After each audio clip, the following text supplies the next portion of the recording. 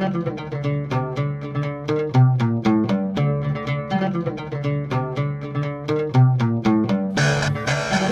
welcome to the Sci-Fi Christian. I'm Bendy Bono, here for another Paradise Lost video with you. Once again, talking about Book 9 of Paradise Lost. And yes, we are going to finish Book 9 this time around. It honestly was a bit of a close thing. I think we could have, we could almost stretch this into more. But like I said at the beginning of this whole series, this is an amateur attempt by me to give some insights and thoughts and reflections on my own reading of Paradise Lost. Certainly a thorough reading of Paradise Lost would require much, much, much more time than I have spent on these videos. So with that in mind, even though I felt the pressure to, man, there's so much here that we could possibly talk about, managed to do it in 3 videos. So Book 9, the masterpiece within a masterpiece, as I have discussed in the previous 2. We'll see if we have a little time at the end to reflect on that whole idea just a little bit more as to why Book 9 is so important. And the structure and the theology and everything else that Milton is doing here. But let's dive right in. So last time where we left things, right around line 830, I think line 831 was where we actually cut it off. Let me see, line 833. So from line 834 to the end of the book, which is line 1189 is where we're going this time. So where we left things, Eve had eaten the apple and decided that she was going to take Adam down with her. We talked about the parallels between Eve's fall and Satan's fall, how she kind of goes through those same motions, and leading up to just as Satan decides, I got taken down, so I'm now going to take down humanity with me. Eve decides, I'm fallen, so I am going to take down Adam with me. So Adam has this sense that something is wrong, and Milton doesn't really get into the specifics of this whole lot. I think he says something along the lines of he refers to it as like a divination or something along those lines, which you could take to mean that Adam has this sort of spiritual prompting from God that something is wrong, or it could just be instinct, or it could be him worrying about the earlier conversation between him and Eve that we covered in part 1 of Book 9, where he's telling her, hey, I really don't want you to go off on your own, it's not a good idea, and she decides to go off anyway after he says, this isn't a good thing to do, but if you're going to do it, I don't want to force you to stay here. I want you to stay because you want to be here. So you could take that a lot of different ways. But whatever way we want to take that, he heads out and it finds her in the most unlikely of places, or maybe not, right at the tree of the knowledge of good and evil. And just as I outlined Eve's fall in 6 stages, I want to kind of do the same thing with Adam. I'm not trying to claim that these 6 stages, even though I did wind up at 6 for both Eve and Adam, I'm not trying to claim that this is some kind of formal division that Milton intended in the text, or even that this is the best division. I think it's simply a way to kind of trace the narrative flow and help us to follow the development of what Milton is trying to do here. So, stage 1 is Eve's deception to Adam. Very similar to how Eve's whole deal begins with the serpent, Satan deceiving her. She begins by deceiving Adam. So Milton says she rushes up to him. It says she came prologue and apology too prompt. She's too eager to defend herself. He wants us to realize, and maybe even imply that Adam is realizing that something's off. And so, beginning in line 856, she says to Adam, Hast thou not wondered, Adam, at my stay? Thee I have missed and thought it long deprived thy presence agony of love, till now not felt, nor shall be twice, for nevermore mean I to try, with rash untried I sought the pain of absence from thy sight. Oh, so we're off to a nice manipulation here. It's like, look, Adam, I know we were away and it was hard for me, it was hard for you. We'll never do it again. You were right. Or were you? Let's find out. But strange hath been the cause, and wonderful to hear. This tree is not, as we were told, a tree of danger tasted, nor to evil unknown opening the way, but of divine effect, to open eyes and make them gods who taste, and hath been tasted such.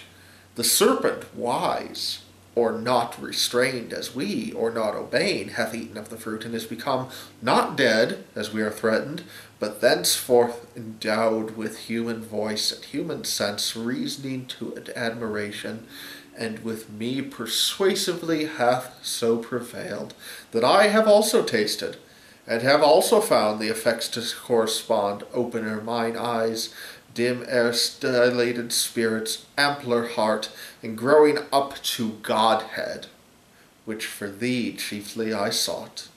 Without thee can despise, for bliss, as thou hast part, to me is bliss. Tedious unshared with thee, and odious soon. Thou therefore also taste, that equal lot may join us, equal joy as equal love, least thou not tasting different degree, disjoin us, and then too late renounce deity for thee, when fate will not permit. So much there. And I think there's going to be a question at a couple points during Adam's fall, as far as how much our characters actually believe what they're saying. And I think that Eve believes some of this. But we also know from what we read last time that her motivation for Adam eating the apple isn't what she says it is here. If we can go back, let me see if I can find the quote in my notes from last time. That she's worried, what if I die from this? So she hasn't felt the effects yet. She's feeling pretty good about what happened. We won't really get to the bad effects until later. But she does have this wondering, in those lines we closed out with for last time, where she's wondering, Adam went into another Eve. What if I die? And what if this happens? And that, so her motivation isn't what she gives here, where she's saying, oh, Adam, I want you to share with this, and I did this for you, and let's be gods together. It's really more of an anxiety on her part. And whatever truth there is in what she's saying here is most definitively secondary. It's also worth noting that she calls the serpent wise, so now it's not only is she willing to go along with what he's saying, but we're on board with it. He's our guy. And also that she does imply that God lied to them. It's indirect in the text, but she says this tree is not, as we are told, the tree of danger tasted, nor to evil unknown opening the way.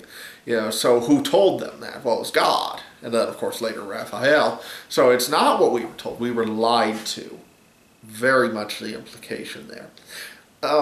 So this is a passage we can very much pick apart and really try and see how much of this is Eve parroting what Satan has already told her, how much of this is her own invention, how much of this is her own belief, how much of this doesn't she mean.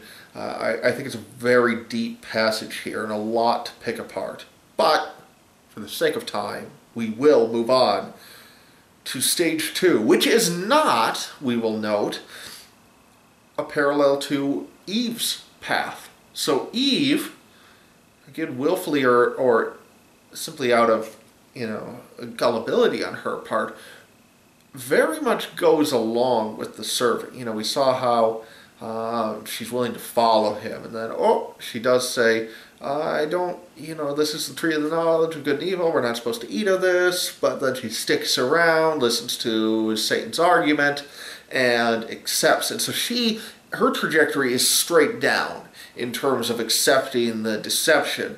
Whereas Adam, who has just been lied to directly by her and indirectly by the serpent from her parroting his words, now his reaction is one of shock and despair. He doesn't buy it for a second. Okay? So, starting in line 894, he says, speechless he stood, and pale, till thus at length, first to himself he inward silence broke. O fairest of creation, last and best of all God's works, creature in whom excelled whatever can to sight or thought be formed, holy, divine, good, amiable, or sweet, how art thou lost, how on a sudden lost, defaced, deflowered, and now to death devoked. Adam gets it.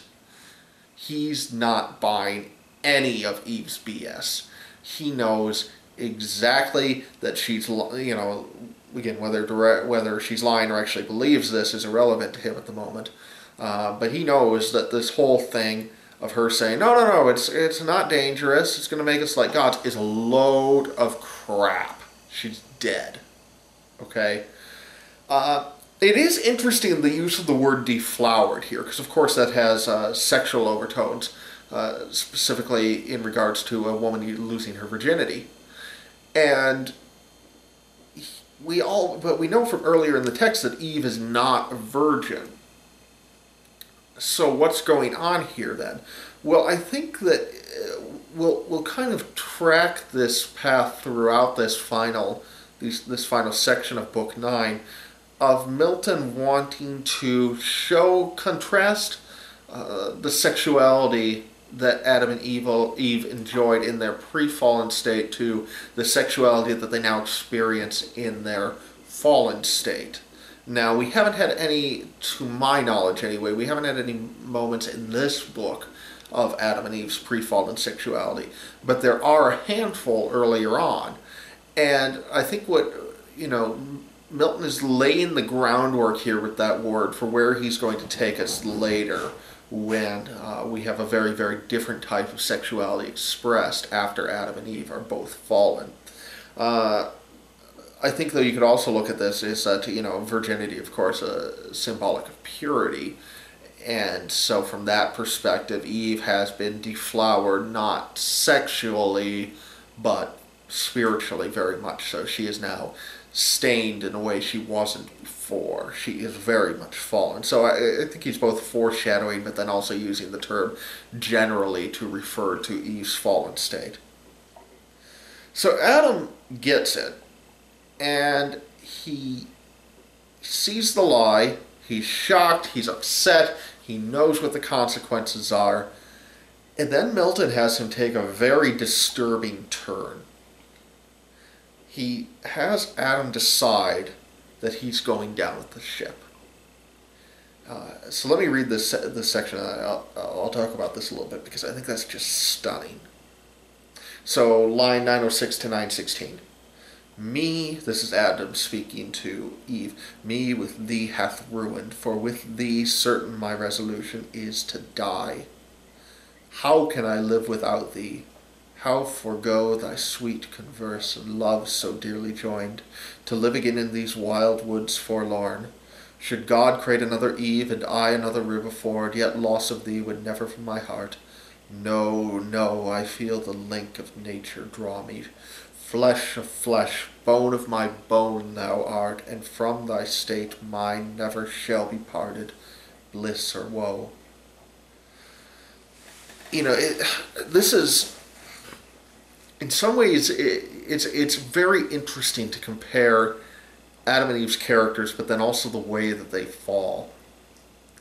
Eve falls out of accepting the lie. Adam falls with his eyes wide open. And that's, to me anyway, that's much more shocking and that's much more terrifying. I don't think we just let Eve off the hook and say she didn't know what was going on. I mean, as we've talked about a great deal, the interdiction against the tree is repeated over and over over again, right up to the moment where the interdiction comes out of Eve's mouth as she's standing at the tree of the serpent. She's not ignorant. We don't want to let her off the hook there. But she is deceived. She allows herself to entertain what the serpent is saying to the extent where her rationality, her knowledge is impaired. Adam, on contrast, does not for 1 second entertain what Eve is saying. It's not even an option. It's not considered. It's a lie. He knows it, and he goes forward knowing that. And that to me is much more terrifying than what happens with Eve. And this is in many ways a much more significant fall because of that. It's simply shocking. You also note that he repeats the whole poem drawn from Genesis 2, I believe, where the flesh of my flesh, bone of my bone. And I believe that Milton gave him those words earlier during the flashback where we saw Eve's initial creation and the days of creation and everything and all that in books 7 or 8. So what we have there then is this kind of twisting of what was this joyous moment, this celebration of life now becomes a eulogy. It becomes a meditation on his impending death. Very much, again, thematically in line with what we've seen throughout this book, of the twisting of the created order, of the twisting of how things ought to be into something unrecognizable. It's a very deft touch by Milton, repeating those lines there. So then, Adam goes into stage 4. He has not eaten yet, though much like Eve, I think we can say that he's in the fall right now. He is falling. The fall is inevitable from the moment he decides, I'm going forward with this. And I think we can say that even stronger than we could with Eve. He moves to stage 4, which is a stage of denial, and I want to say willful denial. And we'll touch on that a little bit more. Because then he says in line 928, perhaps thou shalt not die.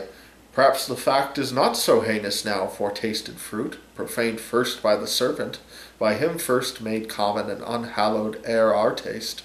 Nor yet on him found deadly, yet he lives as thou saidst, and gains to live as man higher degree of life, inducement strong to us as likely tasting to attain, proportional assent which cannot be, but to be gods or angels, demigods, nor can I think that God, creator wise, though threatening, will in earnest so destroy us his prime creatures, dignified so high, set over all his works.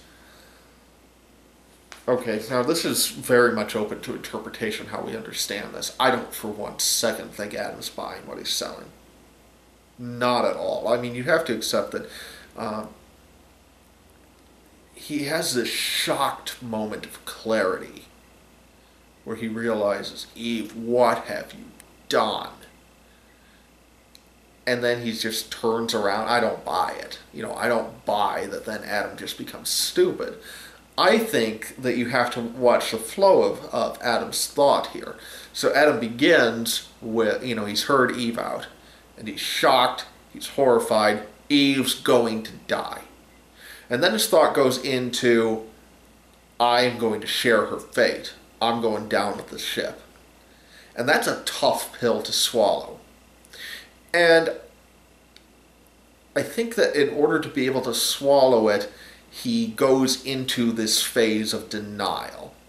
Adam hasn't spoken to the serpent, and he didn't buy Eve's story before, but yet now he's willing to accept that, the serpent, didn't die, so he must be okay. And Adam doesn't, he's taking this on Eve's word, but we've already seen he doesn't buy Eve's story. And then his whole reasoning here is very specious. It's, the whole, maybe because the serpent had a bite first, then the tree's not so bad anymore. The interdiction's already been breached, so it's open to anyone now. Nonsense. Absolute nonsense. Here's part of what I think is going on here from Milton's perspective. If Adam follows Eve in that state of complete eye-openness that we saw before. There is a degree of nobility involved there. Um, you know, it certainly sets him apart from where Eve went, where Eve went in there and had, bought into the lie and falls. Adam, it's almost a sacrificial fall if he keeps going where he was before this stage of denial. Certainly not right, certainly not defensible, but there's a shred of it that's understandable. And there's a last shred of nobility that Adam would hang on to, even doing the wrong thing. And I think Milton wants to take that from him. He doesn't want us to see Adam's actions as noble at all. Adam isn't deceived until he chooses to be deceived. And that, again, I think, it makes Adam's fall that much worse and more terrifying than Eve's. I think Eve allows herself to be deceived. There's no level of awareness there, but she allows herself to be dragged in that direction. Adam chooses that deception, and indeed invents it for himself. Because this is the first time we've heard this little bit of reasoning about how, well, the serpent ate it first, and now everything's okay. I mean, not even Satan went there. That's just dumb. And so Adam invents his own lie and chooses to believe it. And at that point, any bit of nobility he might have hung on to is gone. He sacrifices the willingness to walk in with his eyes open in favor of a self-denial and ignorance that's just pathetic. Very, very well done on Milton's part. All right, but then we see in stage 5 that Eve supports this denial, and so now this cycle kind of takes off. What she was trying to start before, where she comes rushing up to Adam and says, "Hey, everything's going to be great. We're going to be like gods," and he doesn't buy it. Now Adam has started that, and she starts playing off him, and things get really weird really fast, in the sense that they are way off the reservation here in terms of the truth. Adam's self-denial, as he accepts what Eve tells him next, it's just not even close to being defensible. So starting in line 977, Eve says, "Were it I thought death meanest would ensue, with this my attempt I would sustain alone the worst and not persuade thee. Rather die deserted than oblige thee with a fact pernicious to thy peace, chiefly assured." Now we know this is a lie. We know this is a lie because Eve's saying here in this first part, and there's a little more of the quote I want to read, but Eve's saying in this first part, "Oh, Adam, if I thought death was going to happen, I'd just do this myself." Bull crap, because we saw in the excerpt we ended the last video with, that she has no intention of anything of the kind. She wants Adam to go down with her. That's the whole reason she invents that load of crap that she feeds him at the beginning of this part. So no, Eve, this is not true. But yet, I think she knows it's not true. He knows it's not true. This is a choice to believe the lie. So where was I? Deserted, pernicious to thy peace, chiefly assured, remarkably so late of thy so true, so faithful love unequaled. Yeah, let's butter him up a little bit so he'll be more willing to eat the apple and die with me. But I feel far otherwise the event. Not death, but life augmented. Opened eyes, new hopes, new joys, tastes so divine, that what of sweet before hath touched my sense, flat seems to this and harsh. On my experience, Adam, freely taste, and fear of death deliver to the winds. It's such a remarkable theological commentary on the nature of sin. And on the nature of what's going on in these characters, and then the nature of the Adam and Eve narrative in Scripture. It's not enough for sin to be harmless. We need to make it beneficial. That's what we really desire. And you just see the logic of this self-deception progress from Adam's, where he starts with that bit of nonsense about how, well, the serpent ate it first, so it's probably harmless now. They're not content to stop there. They have to take it the next step and say, no, it's going to bring us life, new hopes, new joys, a new car. It's just it's pathetic. It's absolutely pathetic. It's not just, oh, maybe God was wrong and this thing isn't going to kill us. It's that this is going to be the best thing ever. We're going to eat the fruit and we're just going to be amazing, so don't worry about death. And of course, Adam believes. And then we get to the final stage of his fall. We're beginning at line 996. She gave him of that fair enticing fruit with liberal hand. He scrupled not to eat against his better knowledge. In other words, I like that line there, against his better knowledge. Milton wants us to know that, hey, Adam, deep down, doesn't actually buy anything that he and Eve were just saying. Not deceived, but fondly overcome with female charm. Earth trembled from her entrails, as again in pangs, and nature gave a second groan. Sky lowered a muttering thunder, some sad drops wept at completing of the mortal sin original. I love that whole, again, we saw this last time, so I won't dwell on it, because I already talked about it, but just the imagery Milton evokes of the earth itself just in agony as a result of what Adam has done. Adam took no thought, eating his fill, nor Eve to iterate her former trespass feared, the more to soothe him with her love society, that now, as with new wine intoxicated both, they swim in mirth, and fancy that they feel divinity within them breeding wings, wherewith to scorn the earth, but that false fruit far other operation first displayed, carnal desire inflaming, he on Eve began to cast lascivious eyes, she him as wantonly repaid. In lust, they burn. And so now it's like, this is the culmination that Adam eats and then Eve eats more, and this isn't just the tiny taste that Eve had. This is a full-on feast of sin. This new wine, it's intoxicating to them. And it ends, they culminate this, they consummate, I think would be the word Milton would want us to use, with brazen sexuality that, even though they are, of course, married, so within the context of Christian ethics, their sexuality isn't sinful per se.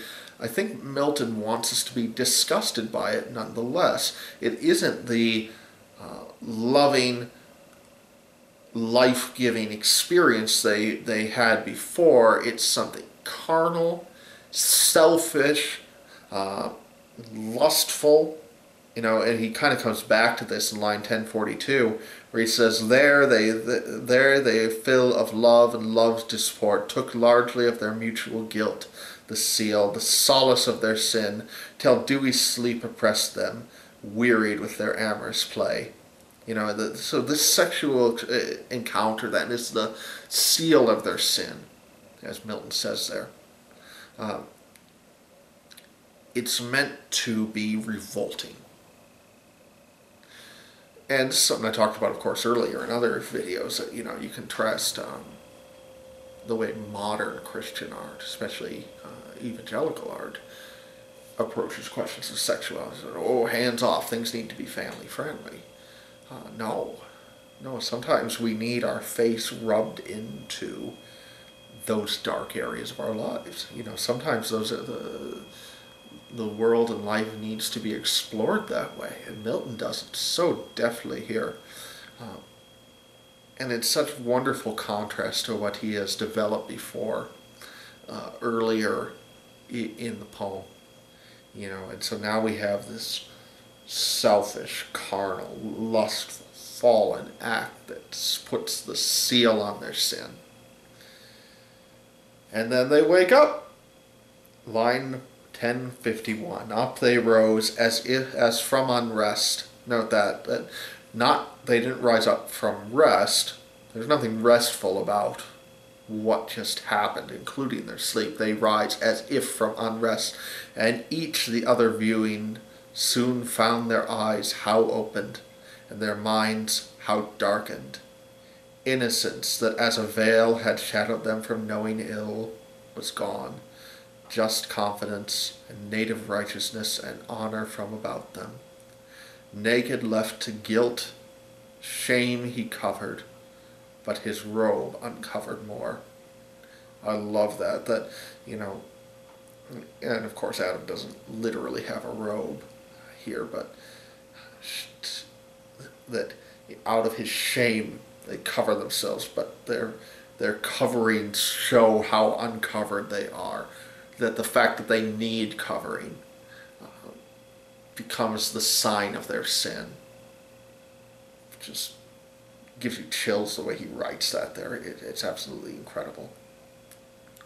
And then the final stage of this most incredible book, we get to play the blame game. So Adam blames Eve first, lines 1134 to 42. Would thou hadst hearkened to my words and stayed, referring back to the earlier conversation where they debated whether or not she should go with me, as I besought thee in that strange desire of wandering this unhappy morn. I know not whence possessed thee. We had then remained still happy, not as now despoiled of all our good, shamed, naked, miserable. Let none henceforth seek needless cause to approve the faith they owe. When earnestly they seek, such proof conclude, they then begin to fail. So Adam just goes straight at her. This is your fault, you left. And it's also worth noting, and I didn't get this I think I started my excerpt a little too late, but he refers to her as Eve. And that's it. That's very significant, as C.S. Lewis points out in his preface to Paradise Lost, that in their unfallen state there is a mutual honor and respect in the way that they address each other. They're always using these very high-sounding titles for one another. And now all of that's gone. You're just Eve. And it's meant to come across as crass and ugly. Now, it might not have that effect in our modern society, where we don't use titles nearly the same way, especially not in casual conversation. But for Milton's audience, it would have had that effect, and so it's worth pointing out, to be aware of that and see that that's what he's wanting us to grasp there. But then Eve comes firing right back in lines 1144 to 61. What words have passed thy lips, Adam, severe? Again there, he's just Adam, and that's it. Imputest thou that to my defeat or will of wanderings thou call'st it, which, who knows, but might as ill have happened, thou being by, or to thyself perhaps, hadst thou been there, or here the attempt, thou couldst not have discerned fraud in the serpent, speaking as he spake.